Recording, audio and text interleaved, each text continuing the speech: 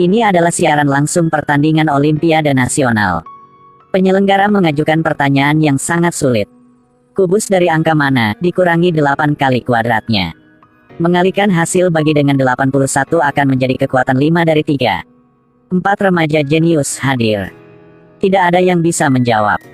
Saat ini, ada seorang anak laki-laki di bawah tribun. Tiba-tiba mengungkapkan senyum misterius.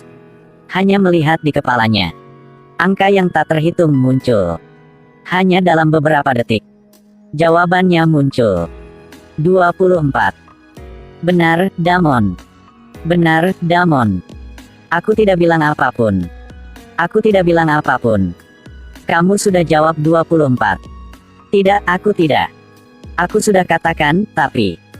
Setelah keluar dari program itu, Damon menjambak rambut Fred. Menyuruhnya untuk tidak datang menjawab pertanyaan lagi.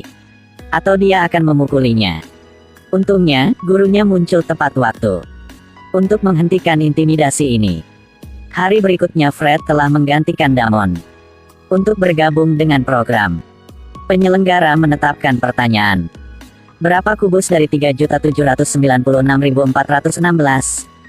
156. Jawaban benar. Apakah itu mengalihkan 4 angka? Atau mengkuadratkan 8 angka? Fred dapat menjawab dalam hitungan detik. Ini adalah komputer hidup yang nyata. Semua orang bertepuk tangan. Tapi tidak ada yang menyangka bahwa anak jenius seperti itu berasal dari keluarga tunggal yang sangat biasa. Apalagi ibunya juga sangat berbeda. Fred tidak suka belajar musik.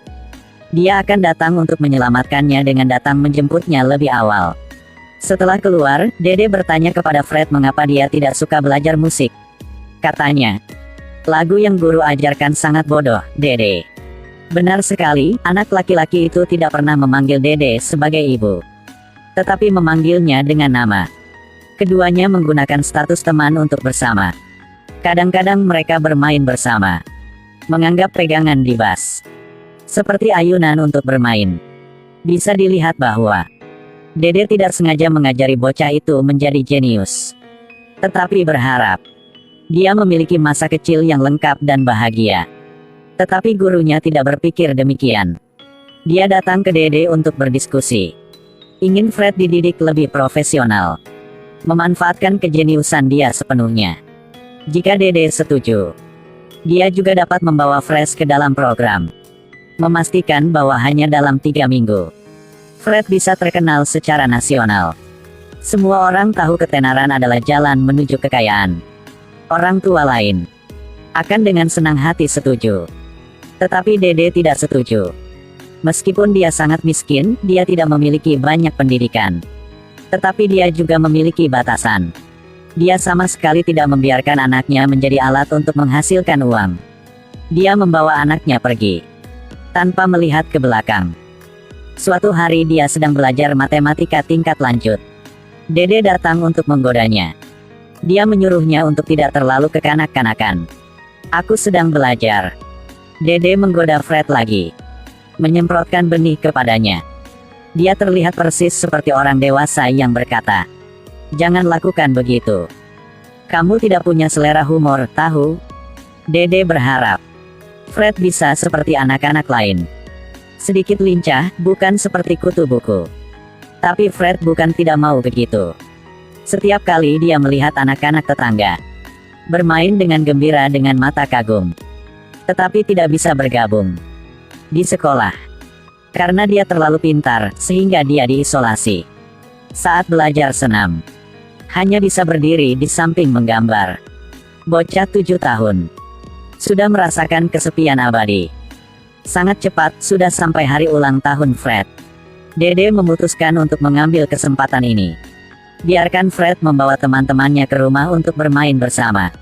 Fred membuat kartu undangan dengan sepenuh hati. Berikan kepada teman-temannya. Tidak berharap mereka lari. Lempar kartunya ke tanah. Fred sangat patah hati. Pada malam, Fred sudah berkata pada Dede bahwa dia tidak ingin mengadakan pesta hari ulang tahun. Dede tanyakan kenapa. Dia takut ibunya akan sedih. Jadi tidak memberitahukannya. Menanggung semuanya sendiri. Hari berikutnya pesta ulang tahun diadakan seperti yang direncanakan. Tetapi tidak ada anak yang datang untuk hadir. Rumahnya sangat kosong sehingga menakutkan. Fred bahkan tidak memotong kue. Diam-diam memasuki ruangan.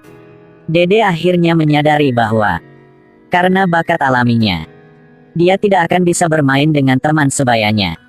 Dia menelepon guru, menyetujui tawaran sebelumnya, agar Fred menerima pendidikan profesional. Beberapa hari kemudian, ibunya membawanya ke rumah Jen. Fred sangat senang. Di sini tidak hanya banyak buku, tetapi juga piano yang paling ia sukai. Fred langsung memainkan piano. Kali ini, sang ibu diyakinkan. Dia memutuskan untuk meninggalkan Fred di sini selama 3 minggu. Sebelum pergi, dia menginstruksikan Fred untuk patuh. Tidak menyangka bocah jenius ini mengkhawatirkannya kembali. Kamu bisa memberi aku jumlah buku. Aku akan membantu hitung. Kemudian menyuruh ibunya. Ingat menyirami bunga. Kemudian bocah itu menyeka hidungnya, hampir menangis. Ini adalah pertama kalinya anak itu jauh dari ibunya. Dede menghibur Fred, kamu akan bahagia di sini. Kamu adalah hadiah terbaik yang Tuhan berikan untukku. Mendengarnya, bocah itu kembali dengan gembira. Dede memeluknya erat-erat, lalu pergi dengan enggan. Jen mulai membuat rencana untuk sekolah Fred. Dengan tingkat anak itu, dia pasti harus menyalip kelas. Jadi Jen membawa dia ke perguruan tinggi. Hari pertama Fred sekolah, dia dengan gugup memasuki kelas. Menjadi sunyi di dalam. Semua orang menatap bocah itu. Profesor mengatur agar Fred duduk di baris kedua. Fred kecil, hampir setinggi sandaran kursi. Setelah itu, setiap hari Fred pergi ke sekolah tepat waktu, sesuai dengan jadwal kuliah. Di kelas fisika kuantum, para siswa yang tidak mengerti mengelilingi Fred untuk mencatatnya. Sepulang sekolah, Fred masih sedang membaca. Mereka mengobrol di belakang Fred. Anak itu adalah kutu buku. Dia sangat kesepian karena IQ-nya yang tinggi. Dia tidak bisa bermain dengan teman-temannya. Sedangkan siswa memperlakukannya seperti anak kecil. Jadi dia hanya bisa berteman dengan buku. Di rumah guru, Fred tidak merasakan cinta. Jen ketat dan dingin. Selalu ingin mengikuti semuanya dengan urutan yang benar. Dia harus belajar dengan ketat sesuai jadwal. Minum jus segar setiap hari. Pulang jam 5 sepulang sekolah. Dan bermain permainan kata di malam hari untuk membantu melatih IQ-nya. Hari demi hari. Hidup dengan cara yang sangat mekanis. Fred menjadi semakin tidak bahagia. Akhirnya dia tidak tahan dengan jadwal belajar yang membosankan ini. Langsung bolos sekolah. Di malam hari, Fred memimpikannya. Melihat seseorang yang persis seperti dia. Di taman.